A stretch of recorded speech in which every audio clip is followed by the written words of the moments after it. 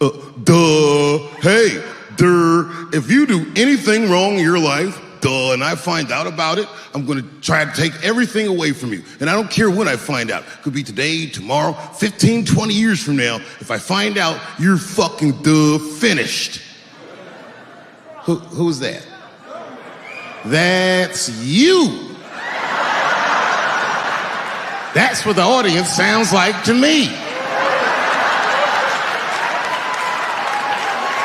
That's why I don't be coming out doing comedy all the time, because y'all niggas is the worst motherfuckers I've ever tried to entertain in my fucking life.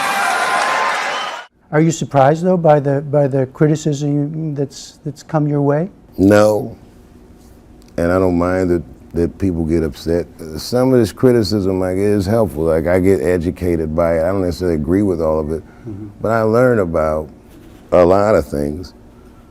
You know, just from my... I swear to God, this might be the noblest of professions.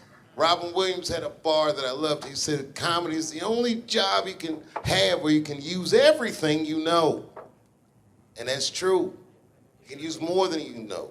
You can use what you think. Use it. Don't be afraid. Don't let these bitch-ass niggas button your lip.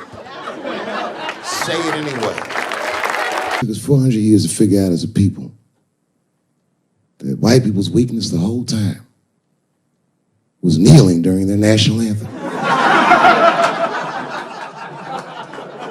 That's a brittle spirit. That's right, nigga. On the rock, it's regular. Ah! Ah! What are you doing, nigga? Stand up! Comedy. Bad things happen to someone else.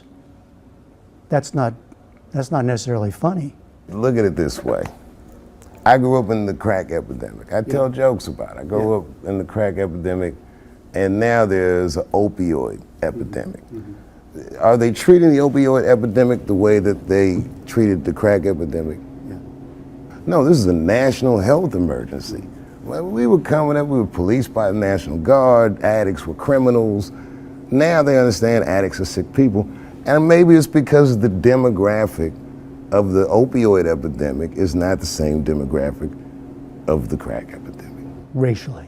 I mean, you're talking about race. Right, so now that your community is getting destroyed, it's a whole nother ball game. And then it's a huge window of empathy. Oh my God, we can see each other. We both went through similar pain. But I'm just saying, everything's funny till it happens to you is more about empathy. That you there but for the grace. You guys gotta remember, I'm not saying it to be mean. I'm saying it because it's funny. And everything's funny till it happens to you. I'm not afraid of other people's freedom of expression. I don't use it as a weapon. It just makes me feel better. And I'm sorry if I hurt anybody, et cetera, yada, yada, yada. Everything I'm supposed to. But there's a more important reason that I would stop doing comedy right now. And this reason is the real reason that's been percolating, and it really is the crowd, not you. I'm talking about the crowd on the big stage. It's too hard to entertain a country whose ears are so brittle. Motherfuckers are so sensitive, the whole country is turned into bitch-ass niggas.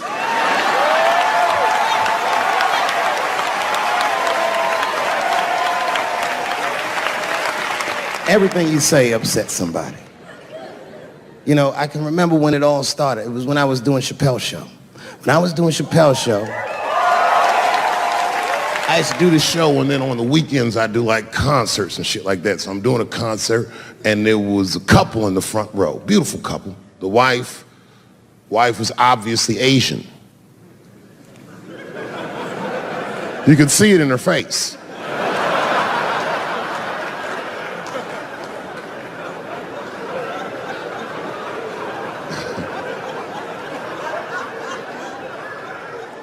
The husband, this motherfucker was mysterious, to say the least. Couldn't quite pinpoint where he was from. Caramel-colored fella, very nice hair, but he could have been from anywhere. Bangladesh, Mexico. I can't guess with a nigga like this. All I knew for sure about this guy is that his wife was a bitch. I could see that in her face, too. No, he was laughing and having a good time, and she was scowling at me at a goddamn comedy show. I couldn't figure it out. And then I realized at some point that she was pregnant, and I was smoking on stage. I said, oh my God, that's probably why she's mad. So I started to put my cigarette out, but then she hit me with one of them fake non-smoker calls. So I just kept smoking. I thought to myself, bitch, that baby will be fine, relax.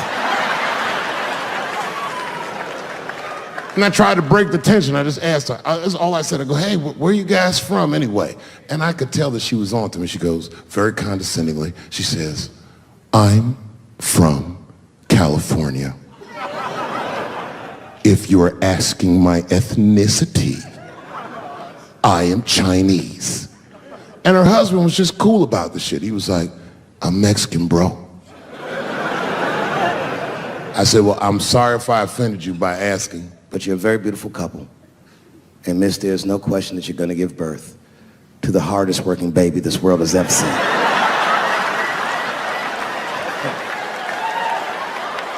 That's not a bad joke. She got very upset. She got up to leave immediately, but she didn't just leave. She had to take one last dig at me on the way out. I will never buy one of your fucking DVDs again, Dave Chappelle. I said, ma'am, with all due respect, Chinese people don't buy DVDs.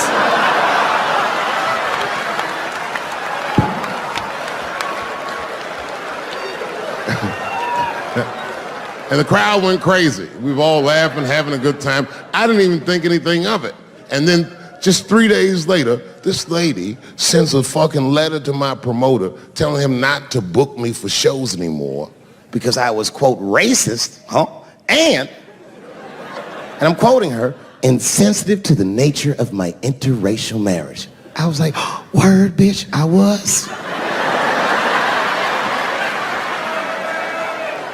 If she had just done a little bit of research, she would know that I myself am in an interracial marriage. That's right. In fact, my wife is Asian too. Surprise, bitch, I'll see you on Thanksgiving.